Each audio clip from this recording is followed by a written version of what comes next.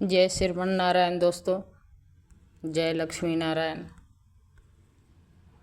दोस्तों, आज की इस कथा में जो होने वाला है उसे सुनकर आपके रोंगटे खड़े हो जाएंगे। आधी रात को पूरे गांव में अचानक अजीब आवाज़ आने लगी। जिस साहूकार को अपने धन के ताकत पर बड़ा घमंड था, उसी के घर में ऐसा रहस्यमय चमत्कार हुआ कि उसकी नींद उड़ गई। कहते हैं उस रात में किसी ने दरवाजे पर 3 बार दस्तक दी, लेकिन जब दरवाज़ा खोला गया तो बाहर कोई इंसान था। आखिर कौन था? वो भगवान का संकेत या आने वाला संकट की चेतावनी थी? और कैसे पुरुषोत्तम भगवान ने एक घमंडी इंसान की किस्मत पल भर में बदल दी? कथा को अंत तक जरूर सुनिए। इस कथा को अंत तक जरूर सुनिए, तभी समझ में आएगा कि आगे कहानी क्या है। दोस्तों, कहते हैं कि पुरुषोत्तम मास में जो भी सच्चे मन से भगवान श्री हरि का नाम लेता है उसकी किस्मत बदल जाती है। लेकिन इस कथा में आगे जो हुआ उसे सुनकर पूरा गांव हैरान रह गया। जिस सेठ को अपने धन का बहुत घमंड था, उसके जीवन में ऐसा संकट आया कि उसकी रातों की नींद उड़ गई। आखिर भगवान ने उसे कैसी सजा दी और कैसे एक गरीब भक्त की भक्ति ने पूरे गांव में भाग्य बदल दिया? कथा के अंत तक जरूर सुनिए। वृद्धा के घर भगवान के आशीर्वाद से सुख समृद्धि आने लगी। उसके घर में अब अन्न की कमी नहीं रहती। जो भी भूखा उसके द्वार पर आता वह उसे प्रेम से भोजन कराती। धीरे धीरे पूरे गांव में बात फैल गई। पुरुषोत्तम मास का व्रत और भगवान श्री हरि की भक्ति कभी व्यर्थ नहीं जाती। जय श्रीमन नारायण भक्तों। लेकिन उधर सेठ के जीवन में परेशानियां बढ़ने लगी। इसका व्यापार लगातार घाटे में जा रहा था। जिस धन पर उसे घमंड था, वही धन धीरे धीरे खत्म होने लगा। एक रात सेठ बहुत परेशान होकर सोया, तभी उसे स्वप्न में वही साधु दिखाई दिए। साधु बोले कि सेठ, मनुष्य का सबसे बड़ा धन उसका अहंकार नहीं, उसका पुण्य होता है। तुमने गरीबों का अपमान किया है, भूखों को ठुकराया, इसलिए तुम्हारे जीवन में दुख आया है। सेठ डरकर बोला, महाराज अब मैं क्या करूं? साधु बोले, यदि जीवन में सुख चाहते हो तो पुरुषोत्तम मास में गरीबों की सेवा करो, दान करो, भगवान का नाम लो। इतना कहकर साधु अदृश्य हो गए। सुबह होते ही सेठ भागकर वृद्धा के घर पहुंचा। उसके हाथ जोड़कर कहा, माता मुझे भगवान की भक्ति का मार्ग बताइए। वृद्धा मुस्कुराई और बोली, भक्ति का मार्ग बहुत सरल है। मन में दया रखो, भूखे को भोजन दो और सच्चे मन से भगवान का स्मरण करो। उस दिन से सेठ ने रोज मंदिर जाना शुरू कर दिया। वह गरीबों में भोजन बांटने लगा। गांव में लोग यह परिवर्तन देखकर आश्चर्यचकित थे। कुछ दिनों बाद गांव में भयंकर सूखा पड़ गया। खेत सूख गए, कुआं का पानी कम हो गया। लोग भयभीत हो गए। गांव वालों मंदिर में इकट्ठा होकर भगवान से प्रार्थना करने लगे। तभी मंदिर के पुजारी बोले, यदि पूरे गांव के लोग मिलकर पुरुषोत्तम भगवान के कीर्तन करें तो सच्चे मन से प्रार्थना करें तो भगवान अवश्य कृपा करेंगे। जय श्रीमन नारायण।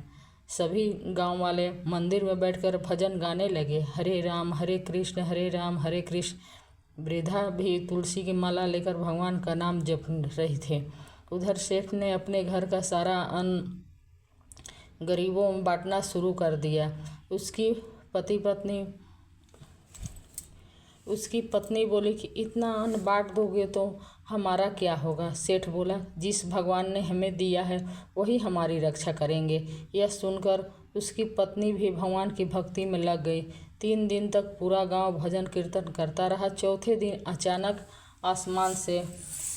आसमान में बादल आ गए। तेज वर्षा शुरू हो गई। सूखे खेतों में हरियाली लौट आई। पूरा गांव खुशी से झूम उठा। सभी लोग बोले, पुरुषोत्तम भगवान की जय। जय श्रीमन नारायण। गांव के बुजुर्ग बोले कि यह सब भगवान की कृपा से और सच्ची भक्ति का फल है। अब उस दिन गांव में हर वर्ष पुरुषोत्तम मास का उत्सव बड़े धूमधाम से मनाया जाने लगा। लेकिन कथा अभी समाप्त नहीं हुई है। उसी गांव में एक लालची साहूकार रहता था। उसने देखा कि लोग भगवान की भक्ति में लगे हैं और सेठ को फिर से सम्मान मिलने लगा। तो उसने मन में ईर्ष्या पैदा हो गई। वह सोचने लगा, यदि गांव वाले मेरे ही भक्ति करते रहे तो मेरी चालाकियाँ नहीं चलेगी। एक दिन साहूकार ने यदि गांव वालों ऐसे ही भक्ति करते रहे तो मेरी चालाकियाँ नहीं चलेगी। एक दिन साहूकार ने गांव वालों से कहा, इन कथाओं और व्रतों में कुछ नहीं होता, यह सब अंधविश्वास है। यह सुनकर कुछ लोग भ्रमित हो गए, लेकिन वृद्धा बोली कि जिसके मन में विश्वास नहीं होता उसे भगवान की कृपा भी दिखाई नहीं देती। साहूकार हंसते हुए वहाँ से चला गया। लेकिन उसी रात उसके घर में एक अजीब घटना घटी। आधी रात को उसने ऐसा लगा जैसे कोई आवाज़ उसे पुकार रही है, अहंकार छोड़ दो नहीं तो सब कुछ नष्ट हो जाएगा। साहूकार डरकर उठ बैठा। पूरे घर में अजीब सन्नाटा था। उसके मन में भय समा गया कि अब आगे क्या होगा। क्या साहूकार का हृदय बदलेगा?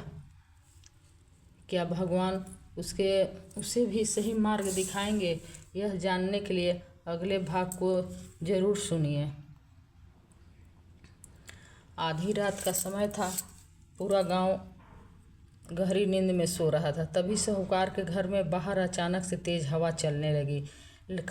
खिड़कियां अपने आप खुलने बंद होने लगी। साहूकार डर के मारे कांप उठा। तभी फिर आवाज़ सुनाई दी, अंधकार छोड़ दो, अहंकार छोड़ दो, गरीबों का हक मत छीनो।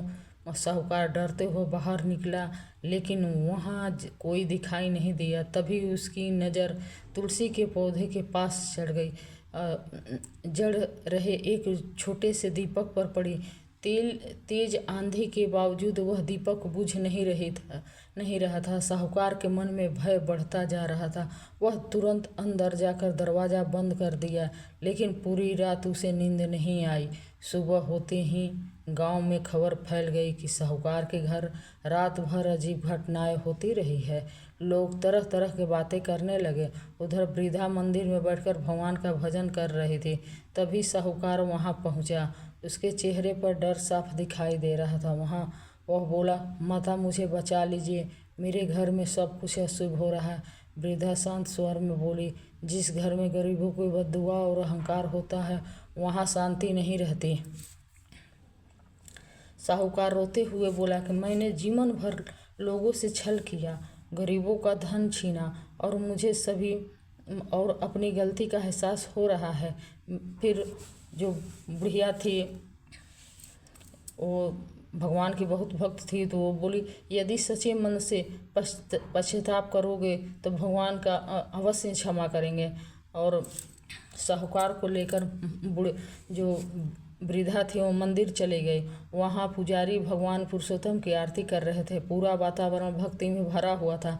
साहूकार पहली बार सच्चे मन से भगवान के सामने झुका और उसकी आंखों में आंसू बहने लगे। वह बोला कि हे प्रभु, मैंने बहुत पाप किया है, मुझे क्षमा कर दीजिए। तभी मंदिर की घंटियाँ अपने आप बजने लगी। सभी लोग आश्चर्यचकित हो गए। मंदिर में एक दिव्य प्रकाश फैल गया। पुजारी बोले, भगवान तभी प्रसन्न होते हैं जब मनुष्य सच्चे मन से अपनी गलती स्वीकार करता है। उस दिन से साहूकार का जीवन बदलने लगा। उसने गरीबों का छीना हुआ धन वापस करना शुरू किया। गांव में भोजन का भंडारा करवाया। हर दिन मंदिर में दीपक जलाने लगा, लेकिन भगवान उसकी परीक्षा अभी भी ले रहे थे। कुछ दिन बाद साहूकार का इकलौता बेटा अचानक बीमार पड़ गया। बड़े बड़े वैद्य आए, लेकिन कोई लाभ नहीं हुआ। साहूकार घबरा कर बोला, हे भगवान, मेरे बेटे को बचा लीजिए। तभी वृद्धा जो बुढ़िया थी वो बोली कि सिर्फ प्रार्थना नहीं, विश्वास भी जरूरी है। पुरुषोत्तम मास का व्रत रखो और सच्चे मन से भगवान का नाम लो। साहूकार और उसकी पत्नी ने पूरे श्रद्धा से व्रत शुरू किया। रोज भगवान की कथा सुनने लगे, गरीबों को भोजन कराने लगे। धीरे धीरे बच्चे की तबीयत सुधरने लगी। कुछ ही दिनों बाद वह पूरी तरह स्वस्थ हो गया। पूरा गांव एक चमत्कार देखकर भगवान की महिमा गाने लगा। एक दिन गांव में विशाल कीर्तन का आयोजन हुआ। दूर दूर से लोग कथा सुनने आने लगे। मंदिर फूलों और दीपकों से सजाया गया। कीर्तन के बीच अचानक एक संत वहां आए। उनके चेहरे पर अद्भुत तेज था। उन्होंने कहा, जो मनुष्य पुरुषोत्तम मास में सच्चे मन से भक्ति करता है, भगवान उसके जीवन में अंधकार को दूर कर देते हैं। सभी लोग संत के चरणों में झुक गए, लेकिन तभी वृद्ध जो बुढ़िया थी, वृद्ध का नज़र संत के चरणों पर पड़ी। उसने देखा कि वही दिव्य चिन्ह है जो उसने उस दिन भगवान श्री हरि के चरणों में देखे थे। बुढ़िया वृद्धा वो जो वृद्धा थी वो समझ गई कि कोई साधारण संत नहीं है। वह भावुक होकर बोली, प्रभु, आप फिर से हमारे गांव आए हैं। इतना सुनते ही संत मुस्कुरा गए। मंदिर में फिर दिव्य प्रकाश फैल गई। लोगों की आंखें आश्चर्य से खुली रह गई। अब आगे क्या होगा? क्या भगवान सभी गांव वाले को